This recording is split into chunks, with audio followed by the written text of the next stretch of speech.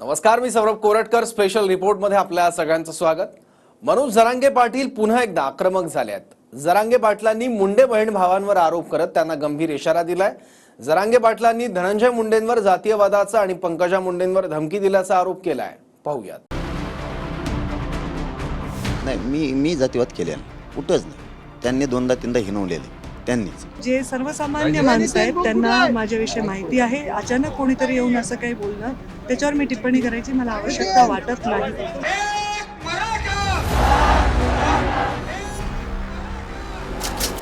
मराठा आरक्षणावरून सरकारला धारेवर धरणारे मनोज जरांगे पाटील पुन्हा एकदा आक्रमक झाले. मुंडे बहीण भावावर जरांगे पाटलांनी जोरदार हल्लाबोल केला.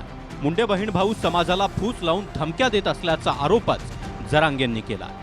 नाही, मी जातीवाद केलेला नाही कुठंच नाही. त्यांनी दोनदा तीनदा हिनवलेले त्यांनीच. मी सहन केलं तवर केलं. नंतर माझाही नाविलाज झाला. त्यांचे दोन्ही नेते बहीण भाऊ त्यांना फूस लावायलेत.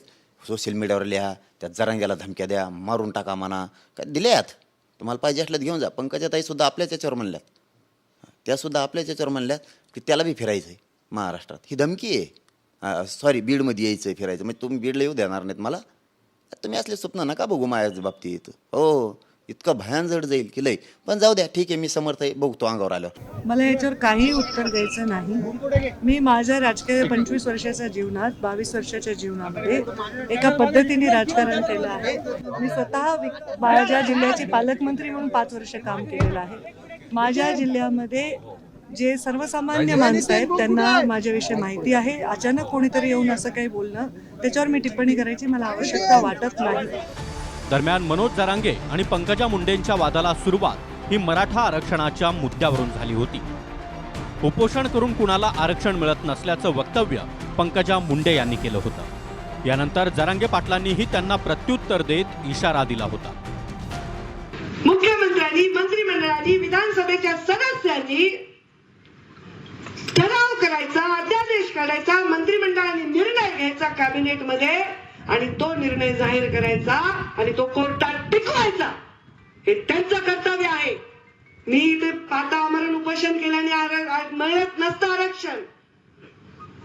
आणि इथे कोणीही कोणत्याही गरीब समाजाला मुख्य प्रवाहात आणण्यापासून रोखणाऱ्यापैकी आम्ही नाही. अथवा गोपीनाथ मुंडेंचे वाक्य. उपोषण करूनच माझ्या समाजाला मिळाले. आत्तापर्यंत 1.25 करोड मराठ्यांच्या लेकरांचं कल्याण झालं माझ्या उपोषणामुळेच झाले.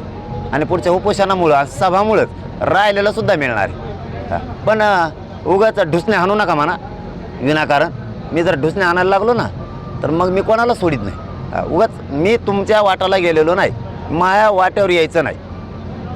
मी आत्तापर्यंत कसलाच बरं शब्द आणखीन काढलेला नाही की ते वाईट आहेत का चांगले आहेत का कसले आहेत. बळच जर मग अंगावर घ्यायचा प्रयत्न केला तर मी मागं सरकणार. कारण पूर्वी वेगळं होतं, माझा समाज एक नव्हता. तुमचं साधंच होतं. आम्हाला आमच्यावर अन्याय करायला, ते करायला. माझा समाज एक आहे. आता अन्याय खपून घेत नसतो, ऐकत बी नसतं. मी कुठल्या तरी वेगळ्या विषयावर बोलत होते, पण कोणीतरी आवाहन केला आणि सांगितलं मी जरांगे पाटलांवर टीका केली. मी जरांगे पाटलांचं नावच घेतलं नाही गेल्या वर्षभरात त्यांच्या. कधी मी कुणावर टीका केली नाही. आणि टीका केली तरी पंकजा गोपीनाथ मुंडेची औलाद आहे. परत शब्द मागे घेत नसते. मराठा आरक्षणावरून जरांगे पाटील आक्रमक बनले. सगळे सोयऱ्यांची अंमलबजावणी झाली नाही तर विधानसभेला 288 जागा लढवणार असा इशाराच जरांगे यांनी दिलाय. फडणवीस साहेबांना आणि शिंदे साहेबांना सांगतो, राजकारण माझा मार्ग नाही, माझ्या समाजात नाही, मला जायचं नाही. पण सगळ्या सोयरीची अंमलबजावणी आणि मराठा आणि कुणबी एकच आहे हे द्या. माझा राजकारणाचा काही संबंध नाही.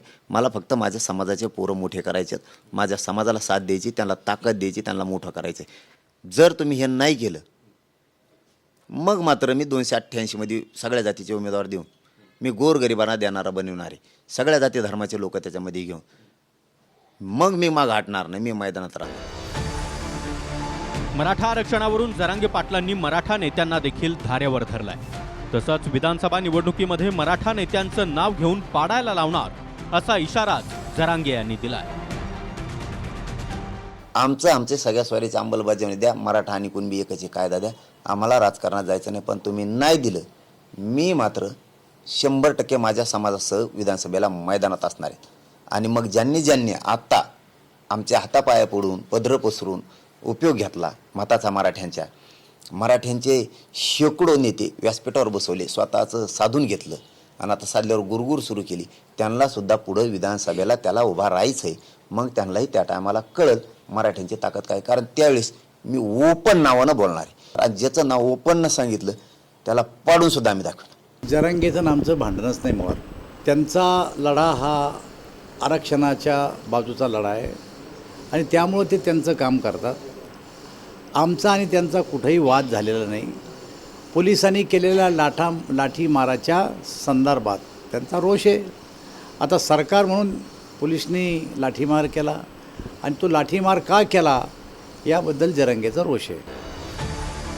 मनोज जरांगे यांनी मुंडे बहीण भावावर आरोप करत आडवे आल्यास बघून घेण्याचा इशारा दिलाय. त्याला आता मुंडे बहीण भावाकडून कसा प्रतिसाद मिळतो हे पाहणं महत्त्वाचं असणार आहे. Bureau report, TV9 Marathi.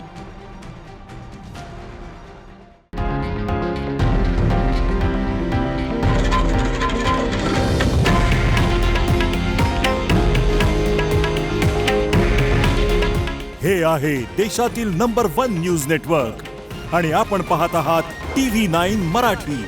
काळजी तुमची, हित महाराष्ट्राचं.